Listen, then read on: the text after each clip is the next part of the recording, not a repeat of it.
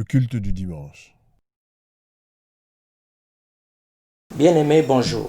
Ce matin, nous rendons encore une fois grâce au Seigneur qui nous accorde le souffle de vie. Et avant d'écouter la parole de Dieu, nous voulons lui dire merci par quelques mots. Prions. Père Céleste, nous te rendons grâce. Nous te bénissons parce que toi, tu es Dieu. Maître des temps et des circonstances, tu es celui qui nous accorde le souffle de vie ce matin. Seigneur, nous voulons proclamer ta parole. Nous voulons, ô Dieu, que par les vertus du Saint-Esprit, que nous soyons capables, ô Dieu, de transmettre, ô Dieu, correctement ta parole pour que mon frère et ma sœur saisissent quelle est ta volonté à son égard, quelle est ta pensée pour lui, comment est-ce que tu veux l'utiliser. Dieu de gloire, nous prenons autorité sur tout ce qui ne confesse pas le nom de Jésus et nous proclamons la Seigneurie de Jésus ce matin. Dans chaque maison, dans la vie de toute personne qui nous écoute, qui nous suit pendant ce moment. Merci au Dieu, c'est au nom de Jésus que nous avons ainsi prié. Amen. Mais bien-aimés, nous rendons grâce au Seigneur qui permet que chacun de nous se réveille ce matin et que vous soyez capables de nous suivre ce matin au travers de votre écran téléviseur, de votre tablette ou de votre téléphone.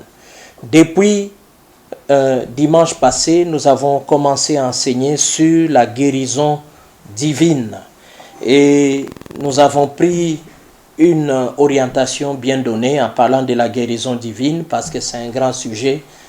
Nous avons commencer à parler plus précisément sur les méthodes pour recevoir la guérison. Les méthodes pour recevoir la guérison. Et il y en a 8 que nous sommes en train de voir. Nous voyons 8 méthodes pour recevoir la guérison. Et dimanche passé, nous avons non seulement introduit cette série d'enseignements, mais nous avons vu aussi une seule méthode. Mais avant de commencer à parler des 8 méthodes, nous les avons classifiées et nous avons vu qu'il y avait 3 grandes classes, ou il y avait plutôt 2 grandes classes et que nous pouvons aussi appeler 2 grandes familles. Et les 8 méthodes de réception de la guérison, nous les classons dans les 2 familles ou dans les 2 grandes classes. Nous avons vu qu'il y avait la guérison par la grâce, c'est la première classe, et nous avons vu la guérison par la foi, c'est la deuxième classe ou la deuxième famille.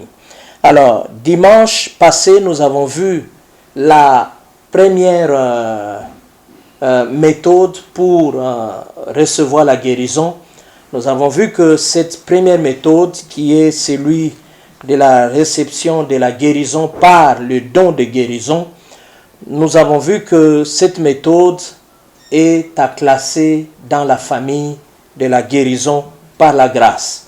Et nous avons vu que le texte qui appuie la méthode de la guérison par le don de guérison, nous trouvons le texte qui appuie cela est dans 1 Corinthiens chapitre 12, du verset 8 jusqu'au verset 11. C'est là que nous avons tiré notre texte qui appuie cela. Nous avons vu que le don de guérison avait certaines particularités que nous avons vues le dimanche passé. Donc, si vous voulez avoir les détails de ce que nous avons vu, vous pouvez vous référer à notre enseignement de dimanche passé. Vous pouvez aller défiler sur notre page Facebook où vous nous suivez ou sur la page YouTube où vous nous suivez. Aujourd'hui, nous allons continuer.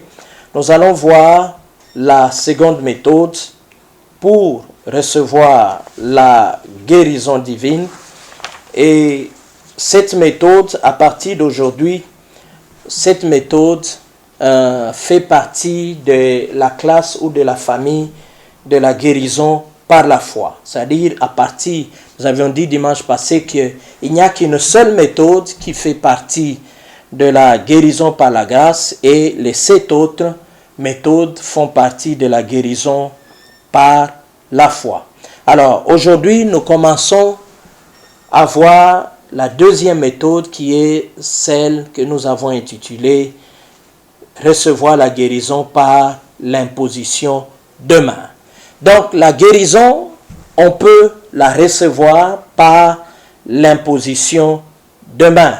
Alors, la question d'entrée que nous pouvons nous poser est celle de savoir qui sont habilités à appliquer cette méthode. Qui sont habilités à appliquer cette méthode? J'aimerais, avant de répondre, rappeler que l'un des versets de base que nous avons utilisé la semaine passée, c'est le psaume 107, le verset 20 qui dit « Il envoya sa parole et elle le guérit ». Donc c'est pour vous dire que Dieu est celui qui guérit, Dieu est celui qui envoie la guérison, Dieu est l'auteur ou la source de la guérison divine. Alors, qui sont habilités à appliquer la guérison par l'imposition de main? Nous répondons d'emblée que tous les croyants ont reçu le mandat de faire ou de permettre à ce que la guérison soit reçue par l'imposition de main. Alors, cette méthode fait partie, comme je l'ai déjà dit, de la guérison par la foi. Et le texte de base qui donne le mandat à tous les croyants de pratiquer l'imposition de main pour que les gens reçoivent la guérison, nous le trouvons dans Marc chapitre 16, Marc chapitre 16 du verset 15 au verset 18. Nous allons le lire dans la version Louis II, il est dit ceci. Marc 16 du verset 15 au verset 18, il est dit ceci. Puis il leur dit, allez par tout le monde et prêchez la bonne nouvelle à toute la création. Celui qui croira et qui sera baptisé sera sauvé, mais celui qui ne croira pas sera condamné. Voici les miracles qui accompagneront ceux qui auront cru. À mon nom, ils chasseront les démons, ils parleront de nouvelles langues, ils saisiront des serpents. S'ils boivent quelques breuvages mortels, il ne leur fera point de mal. Ils imposeront les mains aux malades et les malades seront guéris. Le verset 18 se termine par cette phrase, ils imposeront les mains aux malades et les malades seront guéris. Donc, vous comprenez déjà que dans ce verset, le Seigneur Jésus-Christ ne dit pas que les signes ou les miracles qui accompagneront uniquement les apôtres, les prophètes, les évangélistes, les pasteurs ou les docteurs. Mais dans ce verset, Jésus dit les signes qui accompagneront ceux qui croiront. Donc, ceux qui sont habilités ou ceux qui sont qualifiés pour prier, imposer les mains afin que les gens reçoivent la guérison, c'est tous ceux qui croient. Donc, c'est tous les croyants. Donc, si tu es croyant, c'est-à-dire que si tu as accepté Christ comme Seigneur et Sauveur, si tu as la foi en Jésus-Christ, tu es qualifié pour pratiquer, pour faire en sorte que par ton imposition de main, que les gens reçoivent la guérison. Donc, tout croyant qui agit sur base de la parole de Dieu peut imposer les mains pour que les gens reçoivent la guérison. Donc, étant donné que cela est déjà écrit, donc tout croyant, par une foi obéissante, peut imposer ses mains aux malades et les malades peuvent être guéris. Donc, à partir du moment où cela est écrit, donc notre part à nous, c'est d'imposer les mains aux malades. La part de Dieu, c'est guérir. Donc, nous n'avons pas besoin nécessairement d'une révélation particulière. Parce que cela est écrit, il est dit que si nous imposons nos mains aux malades, les malades seront guéris. Donc, nous n'avons qu'à exercer notre foi dans cette parole, C'est pour ça que je parle de la foi obéissante.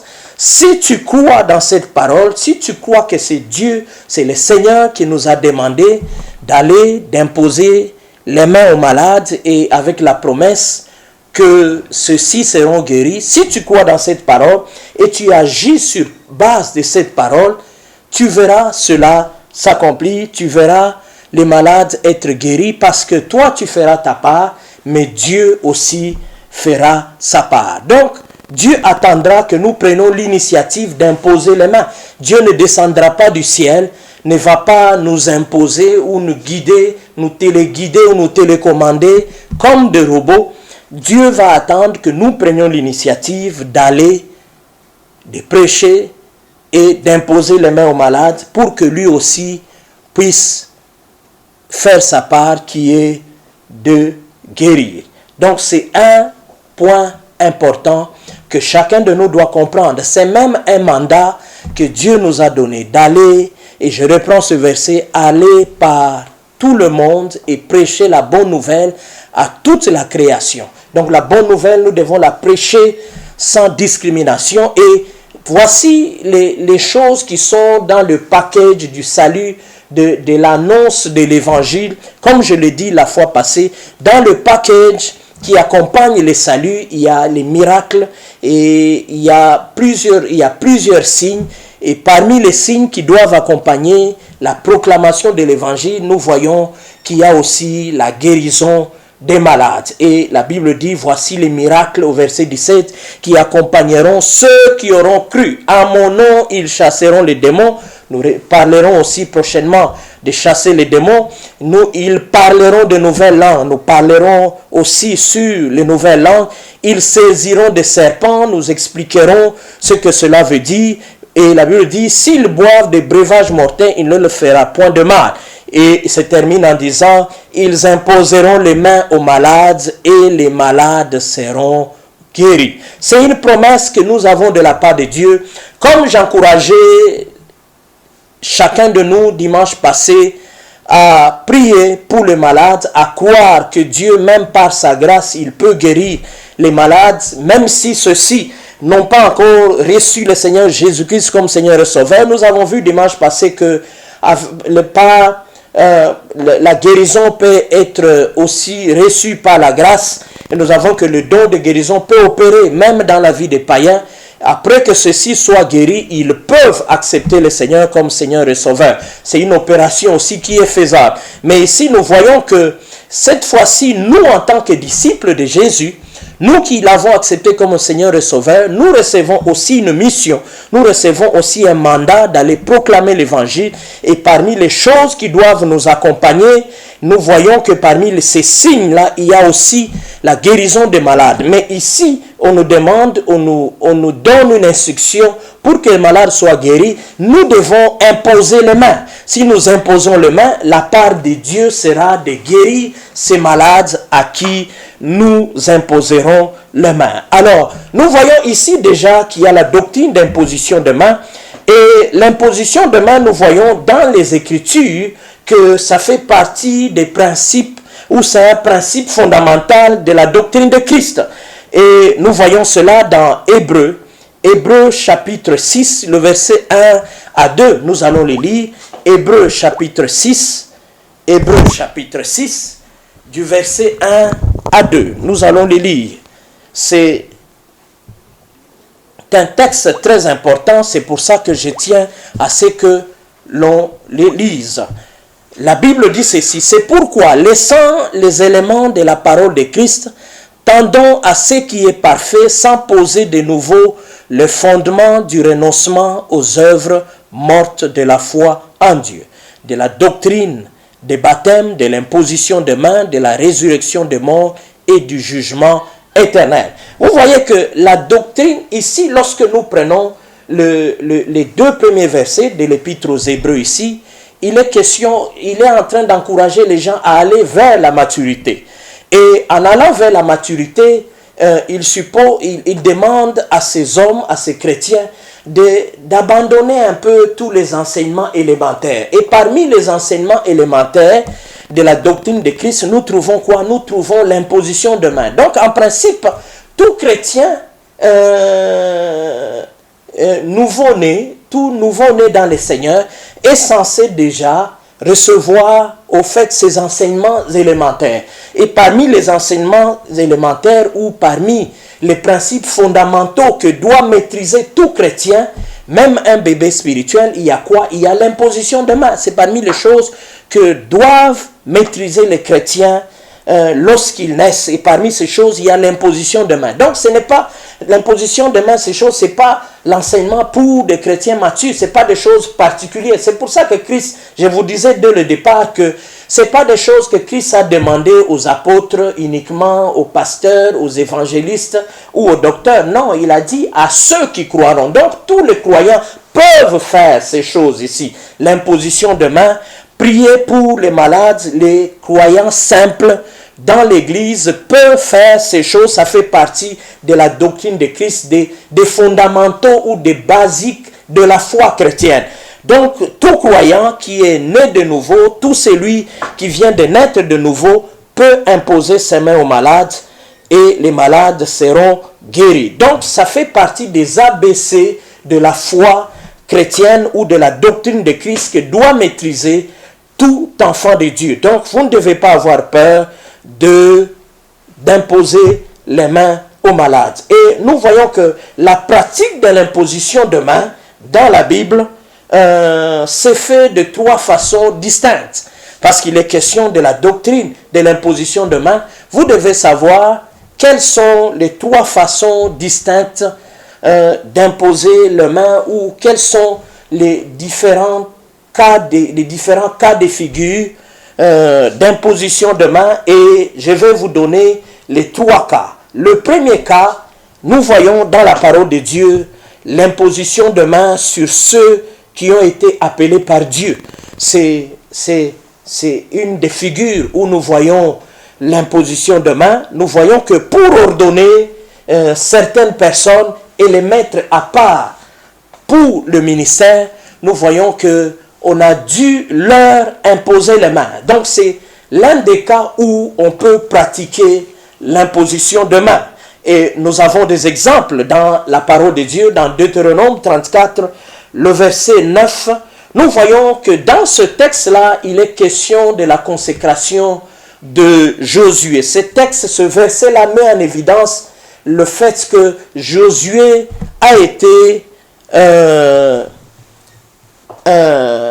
on lui a imposé les mains et cela a eu pour conséquence la manifestation de certaines grâces particulières. Et dans le cas de Josué, il s'agissait de la sagesse, d'une sagesse particulière. C'est ainsi qu'il est dit ceci au verset 9. Josué, fils de Nun, était rempli de l'esprit de sagesse, car Moïse avait posé ses mains sur lui.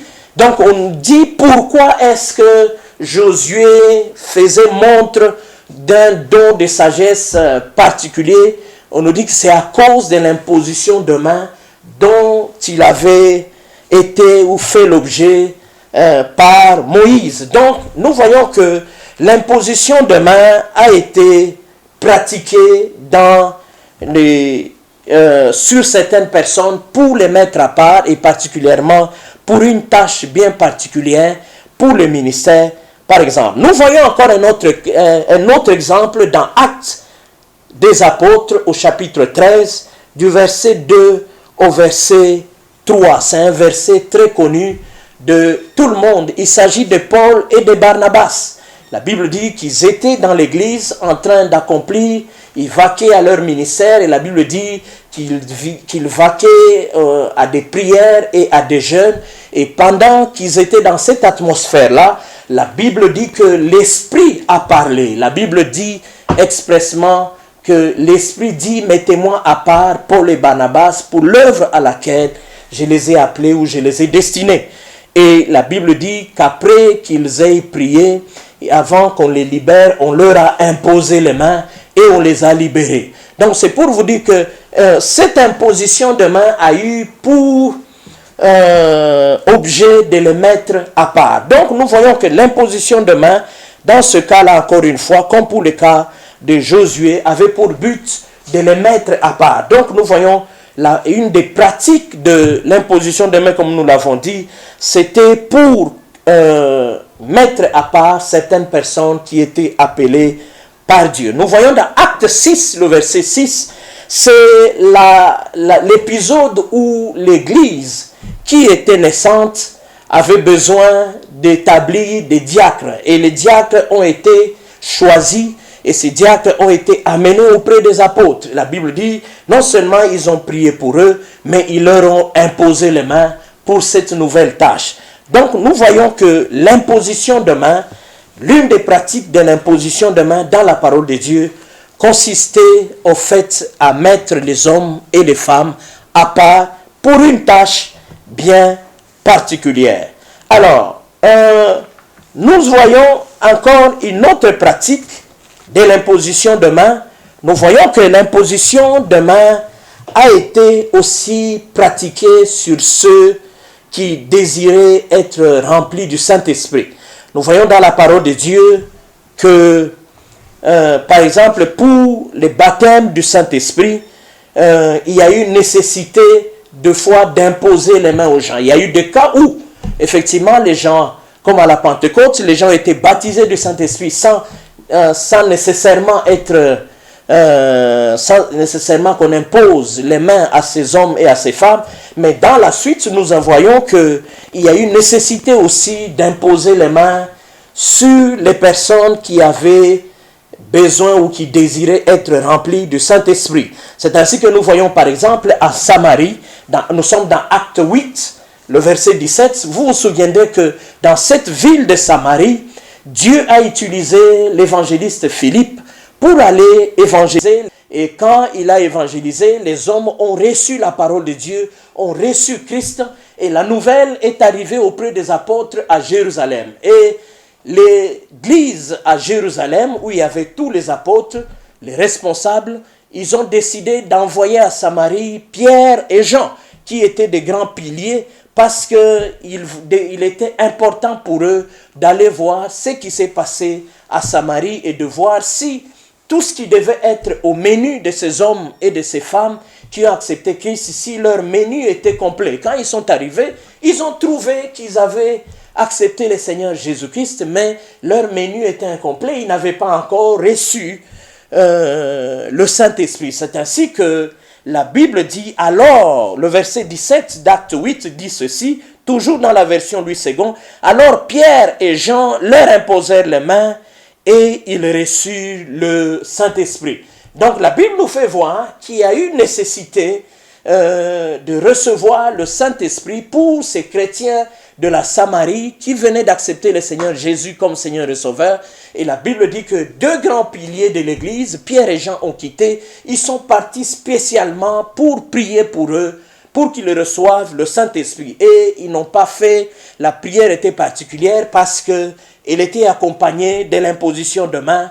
Et ainsi, ils ont reçu le Saint-Esprit. Nous voyons encore la pratique de l'imposition de main pour recevoir le Saint-Esprit. Nous la voyons aussi à Éphèse. Nous sommes dans Actes, chapitre 19, le verset 6.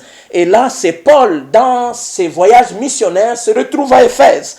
Et la Bible dit que lorsqu'il est arrivé, il a rencontré des disciples. Donc, ces hommes et ces femmes étaient des disciples. Et il leur a posé la question si ils ont reçu, quel est le baptême qu'ils avaient reçu. Ils ont dit, ils ont reçu seulement les baptêmes des gens. Il dit, mais il y a un autre baptême, celui du Saint-Esprit. Et les disciples répondent, nous n'avions même pas entendu parler qu'il y ait un quelconque baptême du Saint-Esprit. Et la Bible dit que, et je reprends ce que la Bible dit, lorsque Paul leur eut imposé les mains, le Saint-Esprit vint sur eux et ils parlaient en langue et prophétisaient.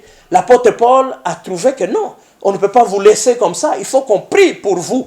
Il est nécessaire, après que vous ayez accepté le Seigneur Jésus-Christ, qu'on prie aussi pour vous, que vous puissiez recevoir le Saint-Esprit. C'est ainsi que la Bible dit que l'apôtre Paul, pour qu'il reçoive le Saint-Esprit, a dû leur imposer les mains. Nous avons encore un exemple d'une pratique de l'imposition de main pour la réception du Saint-Esprit. Alors, nous avons encore une troisième pratique de l'imposition de main, nous voyons cette fois-là, c'est sur les malades.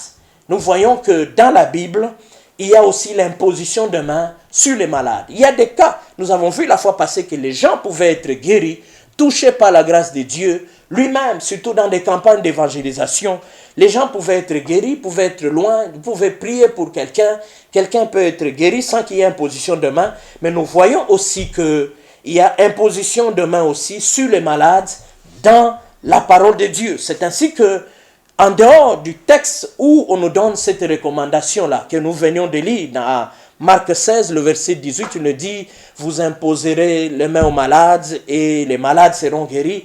Nous avons des cas dans la parole de Dieu où il y a eu la pratique de l'imposition de main. Donc c'est pour vous dire que ce n'est pas nous qui inventons la pratique de l'imposition de main. Elle est dans la parole de Dieu. Le Seigneur Jésus-Christ a pratiqué l'imposition de main. Les disciples ont eux-mêmes pratiqué l'imposition de main. Nous avons aux malades, nous avons dans Marc 5 du verset 21 au verset 23. Vous vous souvenez qu'il y a eu un chef de la synagogue répondant au nom de Jairus qui avait sa fille qui était très malade. Écoutez ce qu'il dit lorsqu'il vient auprès de Jésus. Il dit, viens, impose-lui les mains. Donc, lui-même en venant, il croyait déjà à l'imposition de main. Donc, c'était une pratique courante. Il savait, ils avaient des nouvelles, des échos que Jésus, quand il guérissait les malades, il leur imposait les mains. Les échos étaient déjà arrivés aux oreilles de Jairus. C'est ainsi quand il dit, viens, impose-lui les mains. Il croyait déjà dans les vertus de l'imposition de main. C'est ce qu'il a dit à Jésus. Lorsque nous lisons encore dans Marc 8, du verset 22 au verset 25, nous voyons qu'un jour, on a amené un aveugle auprès de Jésus. On est à Bethsaïda. Et la Bible dit, on le pria de le toucher. Ces gens qui ont amené cet aveugle, eux-mêmes avaient déjà cette conviction, cette foi dans l'imposition de main. Eux-mêmes, quand ils viennent, comme Jairus, eux-mêmes, il dit, ils l'ont amené pour qu'il le touche. Donc, ils n'ont même pas attendu que Jésus lui-même décide de le toucher. Eux-mêmes venaient avec cette conviction que l'imposition de main de Jésus suffisait. Donc, ces fois, les gens n'attendaient pas nécessairement qu'il prie. Déjà, ils croyaient que la seule imposition de main d'un homme de Dieu, de Jésus, suffisait déjà pour apporter, produire la guérison dans le corps de ces personnes qu'ils ont amenées auprès de Jésus. Lorsque nous lisons dans Luc 13, du verset 11 au verset 13, nous voyons que le Seigneur Jésus-Christ un jour a rencontré une femme qui était infirme parce qu'elle était courbée. La Bible dit que c'était un esprit impur qui avait causé au fait cette infirmité-là dans cette femme. Mais vous verrez que dans ce verset-là, Jésus ne s'est même pas occupé de chasser les démons, mais la Bible dit que Jésus a dit, femme, tu es délivrée de ton infirmité. C'est ça la déclaration que Jésus avait fait. Il a fait seulement une confession. Donc il y a des moments où, même pour prier, chasser certains esprits qui sont à la base de certaines infirmités ou de certaines maladies, dans certaines personnes, on n'a des fois pas besoin nécessairement de les chasser. Non, avec l'autorité que nous avons et avec la confession seulement de la parole. Jésus a seulement confessé la délivrance. Des fois, la délivrance d'une personne consiste seulement en une proclamation. Jésus a seulement dit, femme, tu es délivrée de ton infirmité. Et la Bible dit, et il lui imposa les mains. C'est tout. Et la Bible dit que la femme a été guérie de son infirmité. Elle s'est redressée et donc elle est redevenue droite. Donc elle n'était plus courbée. Donc tout simplement parce que Jésus a fait une confession et Jésus lui a imposé uniquement les mains. Et cette femme a été redressée. Donc l'imposition de main aux malades est quelque chose qui marche. Ce n'est pas pour rien que Jésus nous a demandé d'imposer les mains aux malades. Nous voyons encore une autre imposition de main sur les malades dans Acte 28, le verset 8. C'est Paul avec d'autres naufragés parce qu'ils étaient dans un bateau en train d'aller à Rome. Le navire a chaviré. Et Paul, ils se sont retrouvés dans l'île de Malte. Et dans cette île de Malte, un homme les avait accueillis. Un homme qui était un noble de cette ville-là, les a reçus amicalement. Il les a vraiment très bien reçus. Et cet homme s'appelait Publius. Et quand Paul est arrivé dans sa maison, et ici, j'ouvre une parenthèse, c'est pour ça qu'il est important de fois d'exercer l'hospitalité. La Bible dit que certains, pour l'avoir exercé, ont reçu des anges. Et Publius, pour avoir reçu ces hommes, et parmi eux, il y avait un apôtre Paul, il a reçu un ange dans sa maison. La Bible dit que son père était malade. Il y avait la fièvre et la dysenterie. Et il était couché. La Bible dit que Paul est allé le voir et la Bible dit qu'il lui imposa les mains et le père de Publius a été guéri instantanément. Donc c'est pour vous dire que l'imposition de mains est quelque chose qui marche. Quelque chose qui marche. Donc n'hésitez pas à imposer les mains. Imposer les mains avec la foi dans la parole de Dieu qui nous demande d'imposer les mains. La parole de Dieu qui nous promet que lorsque nous imposerons les mains, les malades seront guéris. La Bible nous montre que parmi les méthodes que Jésus a utilisées les plus, nous voyons pendant l'exercice de son ministère envers les malades, nous voyons que c'est plus l'imposition de mains que Jésus a les plus utilisé. Nous voyons par exemple un jour dans Matthieu 8, en dehors de tout ce que nous avons cité plus haut, nous voyons que dans Matthieu 8, au verset 15, la belle-mère de Pierre, un jour, la Bible dit qu'il est arrivé, il a trouvé malade chez Pierre, la Bible dit qu'il la toucha et il fut guéri, et la Bible dit qu'elle s'était mise à servir le Seigneur. La Bible dit tout simplement qu'il toucha sa main. Donc l'imposition de main peut être à la tête, peut être aussi à la main. Pour la belle-mère de Pierre, il a touché à la main. Donc on peut imposer les mains à la tête, on peut imposer à la main. L'essentiel est qu'on t'impose les mains. Nous voyons dans Marc 5, la fille de Jairus, le verset 23 que nous avons vu, que Jésus avait imposé les mains à la fille de Jairus. Lorsque nous voyons le verset 41-42, lorsque Jésus arrive chez Jairus, la Bible dit ceci, il la saisit par la main et lui dit, Talita Kumi, ce qui signifie, jeune fille, lève-toi, je te le dis. Donc, dans le cas de la fille de Jairus, nous voyons, au lieu de lui imposer les mains, nous voyons que son père avait dit, viens, impose-lui les mains. Mais quand Jésus est arrivé, la manière dont lui a imposé les mains, il a tenu la main de la fille de Jairus et il a relevé, il a dit, lève-toi. Alors qu'elle était morte et qu'il y avait déjà beaucoup de gens qui étaient en train de pleurer. Lorsque nous voyons la femme infirme, comme nous l'avons vu, Jésus lui avait aussi imposé les mains. Donc, vous allez voir plusieurs exemples comme ça. Vous verrez que Jésus lui-même, parmi les méthodes qu'il a les plus utilisées pour guérir les malades, il y avait l'imposition de mains. Mais j'aimerais terminer avec quelques remarques. Vous verrez que dans Marc 6, par exemple,